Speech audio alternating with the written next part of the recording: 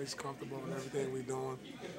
The thing about Brandon, we don't run a lot of plays for him, but he seems to be always in the right spots, available, taking advantage of his opportunities when we move the ball, and that's what you're saying. Just how encouraging is it to see him playing better as you approach the playoffs? Because he hasn't been quite as productive as he was last season or earlier this season. Well, I mean, it's good to be playing your best basketball at the right time, and right now is the right time going into the playoffs for some guys to really get their confidence going, start having some big games, and that's what you're seeing from Brandon. That's going to be huge for us if he continues to play well going into the playoffs. The great thing about it, he's doing it all off of hustle plays and off of ball movement. When you can do things like that without play being called for you, it's beautiful. How did it feel that whole group is getting into the playoffs with back out before? It was good. We Kevin healthy finally. I'm coming along, so we're gonna need these next 6 games to really prepare for the upcoming playoffs, no matter who we play. And right now is the time for us to start trying to hit our stride. How much these next few games about getting used to guys and rotations, and getting used to lineups and Doc's going to put out there? Well, that's going to be up to Doc, whoever decides he wants out there, but key for us is to develop that consistency over this last week and a half on what we want to do and who we're going to be going into the playoffs.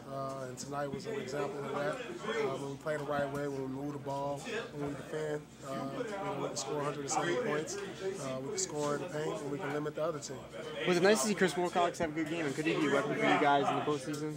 Well, yeah, I mean, Wilcox is sort of in the same boat as Brandon Bass. Not a lot of plays it's going to be called for him, but when he's out there playing hard, getting his hands on a lot of the defensive rebounds, when he's rolling hard to the basket and we're able to find him over the top and finish plays off, that's when he's most effective.